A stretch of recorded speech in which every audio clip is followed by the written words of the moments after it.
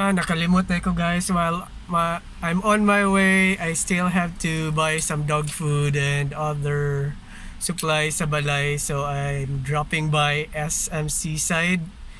So if makasulod ko, hopefully I'll take some videos while I'm inside doing some shopping. So I'll see you there.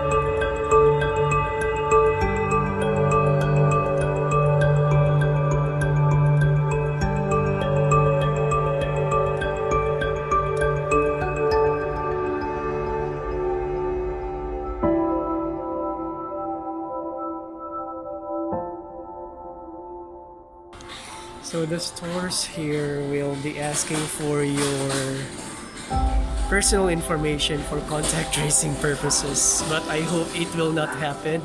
So just a tip guys, pagdala lang gid mo inyong personal pen because bisakin sa lagi gagunitan na.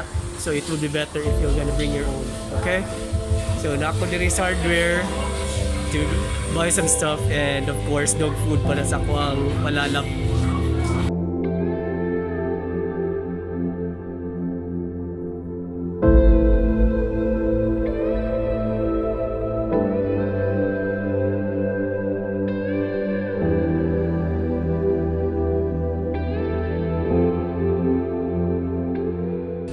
So guys, gigutom po sa paglakaw, kidaghan kay gipalit.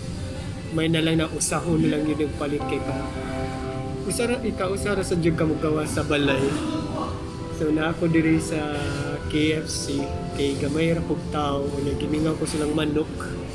Hilom kayo, mura jud og library niya. Wala gitaw, gamay ra gi kayo. So tara-tanaw ha.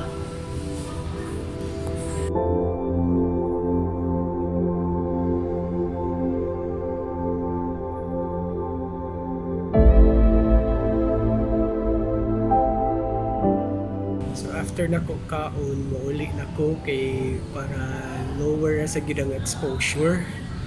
So mo to guys, ang ako lang yung advice when it comes to coming to malls for you to buy some stuff for the house, especially the grocery o some other stuff, let's say sa hardware, make sure to bring your personal pen.